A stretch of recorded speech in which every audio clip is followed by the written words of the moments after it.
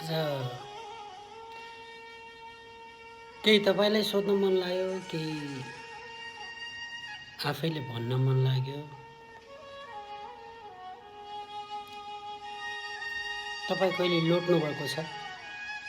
जोडले ठुलो भइसकेपछि म चाहिँ लोटेको छु। त्यसले मलाई चाहिँ धेरै कुरा सिकाएको छ।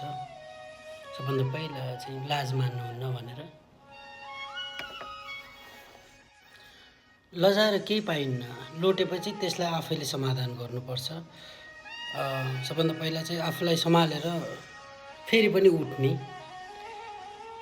हेर्नु, हामी चाहिँ कोही चाहिँ आफैमा परिपक्व हुँदैन।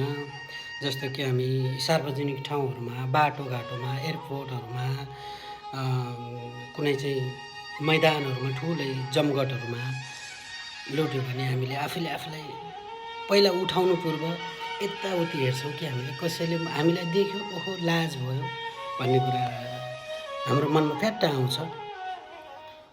अरूले थाहा पायो भने ओहो के न हुन्छ कि भन्ने हुन्छ।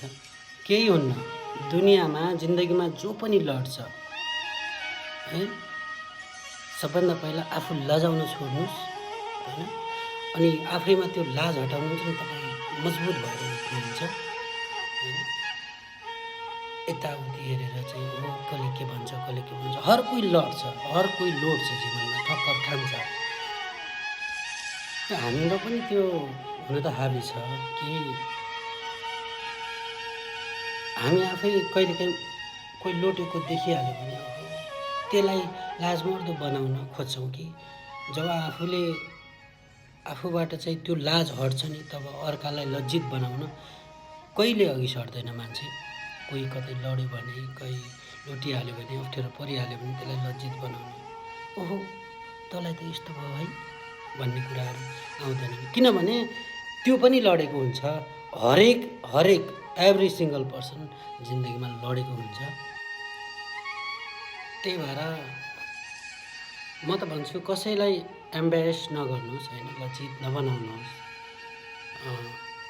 एउटा होप दिनुहोस्, एउटा आशा दिनुहोस्, आत्मबल बढाउन मद्दत गर्नुहोस् है। अनि जस्तो प्रेजेन्टमा चलिरहेको छ त्यसैमा रम्न दिनुहोस्।